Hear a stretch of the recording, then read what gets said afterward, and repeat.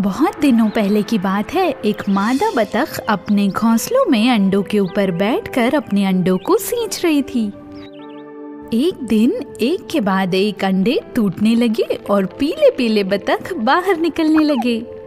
छोटा बतख अपने पंखों को हिलाने लगा। Quack quack. मेरे प्यारे बच्चों, माँ बतख बहुत सुकून के साथ बोली, कितने खूबसूरत हो तुम सब। Quack quack.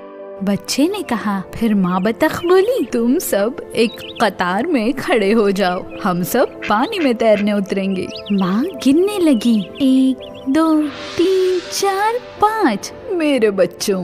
और वो बोलती रही, मेरे 6 बच्चे होने चाहिए थे। लेकिन एक बड़ा सा अंडा अब भी घोंसले में था। ओह, माँ बतख बोली, लगता है वो बड़ा अंडा अभी भी और वक्त लेगा। माँ बतख अपने घोंसले में जाकर अंडों पर बैठ गई। दूसरे दिन वो बड़ा अंडा टूटना शुरू हो गया। एक लड़का बतख बाहर निकला, लेकिन वो दिखने में थोड़ा अलग था और वो दूसरे बच्चों से थोड़ा बड़ा भी था। उसका रंग पीला भी नहीं था और उसका सर बड़ा था। उसका रंग भी थोड़ा सा काला था। सर से लेके पैर तक वो काला था। उसके चलने का अंदाज काफी मजेदार था। एक छोटी बतख बोली, ये क्या है? ये तो हम जैसा नहीं है। इतना भयानक जानवर मैंने कभी नहीं देखा। दूसरा छोटा बतख बोला, तुम ऐसी बातें कैसे बोल सकते हो? माँ बतख मायूसी से बोली, तुम सब की उम्र बस 1 दिन की है। तुम्हारे भाई की पैदाइश अभी अभी हुई है और उसी घोंसले से जहाँ से तुम्हारी पैदाइश हुई। चलो अब एक कतार में खड़े हो जाओ, हम तैरने जाएंगे। फिर भी छोटे बतख बोलने लगे। वो बदसूरत बतख समझ नहीं पा रहा था कि ये दूसरे छोटे बतख इतना शोर क्यों मचा रहे हैं। वो सब के पीछे जाकर खड़ा हो गया। तमाम पीले बतख एक एक करके नदी में कूदने लगे।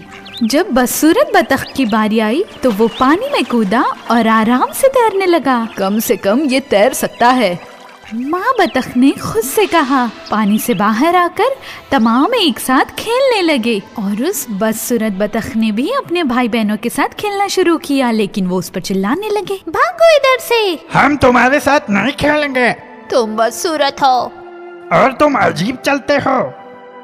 क्या तुम्हें पता है अगर तुम यहाँ से चले जाते हो तो हम पर बड़ा एहसान होगा। सब बतख एक साथ चिल्लाने लगे, चले जाओ, चले जाओ, चले जाओ। ये मुझे यहाँ रहने क्यों नहीं दे रहे हैं? उस रात बदसूरत बतख का बच्चा उड़ के तालाब की दूसरी जानिब गया। वो तब तक उड़ता रहा जब तक वो जमीन की तरफ न पहुँचा। वहाँ वो 2 बड़े बतखों से मिला। क्या मैं यहाँ कुछ देर ठहर सकता हूँ? बदसूरत बतख ने कहा, मेरे यहाँ रिहाइश का कोई ठिकाना नहीं है। तो हम क्या करें? एक बतख ने कहा, हमारे रास्ते से हट जाओ। अचानक एक बड़ा सा कुत्ता वहाँ आ गया। वो बहुत भूखा था। वो उन दोनों बतखों के पीछे दौड़ा, लेकिन वो दोनों हवा में उड़ गए और उनके पंख नीचे जमीन पर गिर गए। बदसूरत बतख का बच्चा बहुत डर गया था। वो डर के मारे छुप गया। कुत्ते ने लंबी सांस ली और वो वहाँ से चला गया। मैं इतना बदसूरत हूँ कि भूखा कुत्ता भी मुझे नौश नहीं फरमाना चाहता। ये बात कहते हुए बदसूरत बतख अफसरदा हो गया। तभी एक बिजली चमकी। आसमान में कड़कड़ाहट के साथ रोशनी दिखाई दी और बहुत जोर की आंधी आई। उसके साथ ही बहुत जोरों से बारिश होने लगी। बदसूरत बतख बिजली और बारिश को देखकर बहुत डरने लगा और उसके साथ ही तेज ठंड हवा भी चलने लगी। बोलते हुए उसने अपने पंख अपने सीने से चिपका लिए। मुझे जगह मिल जाए तो मैं खुद को सुखा सकता हूँ। तभी बिजली चमकी और उसे एक लकड़ी का घर दिखाई दिया। क्या ये किसी की रिहाइश है? वो उस दरवाजे के करीब गया। Quack quack. बदसूरत बतख ने कहा। दरवाजा खुलते ही एक आवाज सुनाई दी, बाहर कौन है? बूढ़ी औरत ने कहा और उसने दाएं बाएं देखा। उसकी आंख भी ठीक नहीं थी। तब उसने नीचे देखा और कहा, अरे ये तो एक बतख है। उसने बदसूरत बतख के बच्चे को उठाया और घर में दाखिल हो गई। तुम यहाँ रह सकते हो, लेकिन तुम्हें अंडे देने होंगे, बूढ़ी औरत ने कहा। इतने में एक बिल्ली और एक मुर्गी की नजर उस पे पड़ी। तुम्हारी क्या बिसात है? तुम कभी भी घर में दाखिल होगी और कभी भी कब्जा कर लोगी। बिल्ली ने कहा। मुर्गी ने कहा, मेरे रहते हुए अंडा देने के लिए किसी और की जरूरत नहीं है। तुम उसकी फिक्र मत करो। बदसूरत बतख ने कहा। मैं लड़का बतख हूँ, तो तुम्हारी मौजूदगी का सबब क्या है? बिल्ली ने कहा। बुढ़िया ने क्या कहा तुमने सुना नहीं क्या? यहाँ से निकल जाओ धोखेबाज। मुर्गी चिल्ला कर बोली। निकल जाओ, निकल जाओ। बिल्ली ने चिल्ला कर कहा। तभी दरवाजा थोड़ा खुला और वो दुखी बदसूरत बतख का बच्चा तूफानी आंधी में दरवाजे से बाहर निकल गया। कोई मुझसे मोहब्बत नहीं करता। बदसूरत बतख की आंखों से आंसू आने लगे। आंधी खत्म हो गई। बदसूरत बतख को एक तालाब नजर आया। वो पानी की तरफ देखने लगा। उसे पानी में एक सफेद रंग के बड़े से परिंदे की परछाई नजर आई।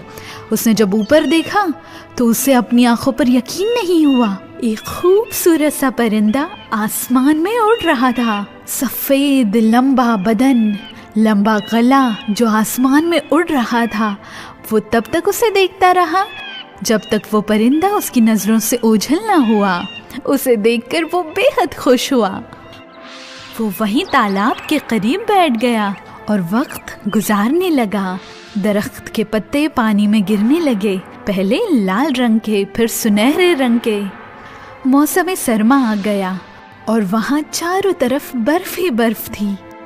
ठंडी हवा और काले काले बादलों को देखकर वो और भी अफसरदा हो गया। वो वहाँ से जाना चाहता था, लेकिन उस ठंडे तालाब को पार करना बहुत मुश्किल था। तालाब का पानी बर्फ बन रहा था।